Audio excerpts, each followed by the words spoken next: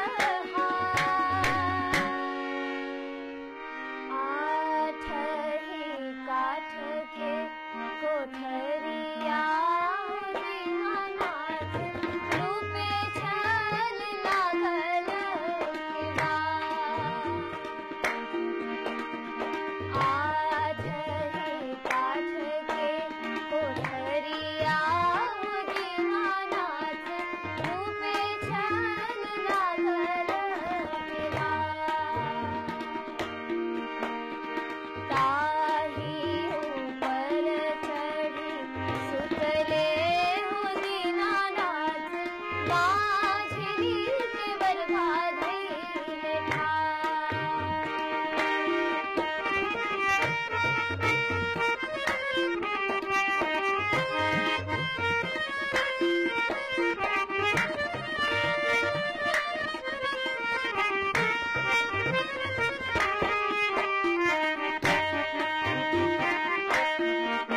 सकल घारी जब देखले हो दीनानाथ कोना संकट पड़ल तोहार सकल घारी जब देखले हो दीनानाथ कोना संकट पड़ल तोहार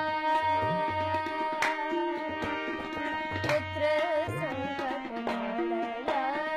मोरा दीनानाथ ओहि लेके बरखा धैले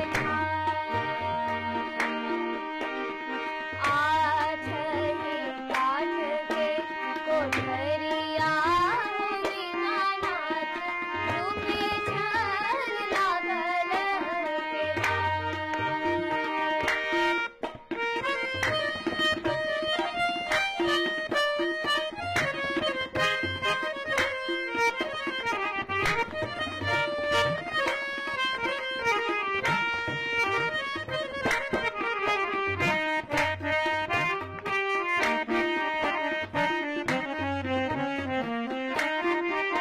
सकल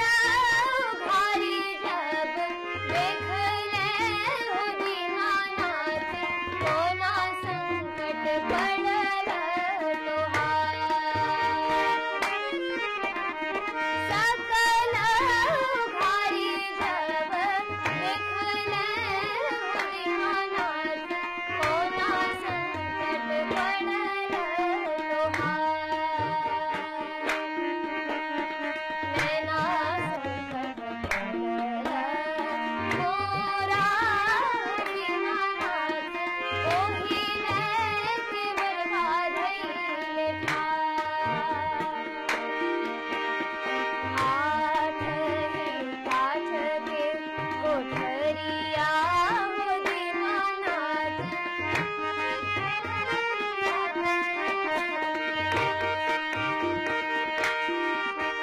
माझी के पुत्र जब दिहले हो दीनानाथ हंसत खेलत घर जा माझी के पुत्र जब दिहले हो दीनानाथ खेलत कूदत घर जा अन्हरा के आँख दिहले कोढ़िया के कयवा हंसत बोलत घर जा अन्हरा के आँख दिहले कोढ़िया के कयवा हंसत बोलत घर जा आठ ही काठ के कोठरिया हो दीनानाथ रूपे छल लागल के रूपे छल लागल के रूपे छल लागल के सामा खेले गेली हो भैया कोने भैया के सामा खेले गेली हो भैया कोने भैया के सामा हेराए गेल हो भैया सके बाल गेल सामा खेले गेली हो भैया कोने भैया के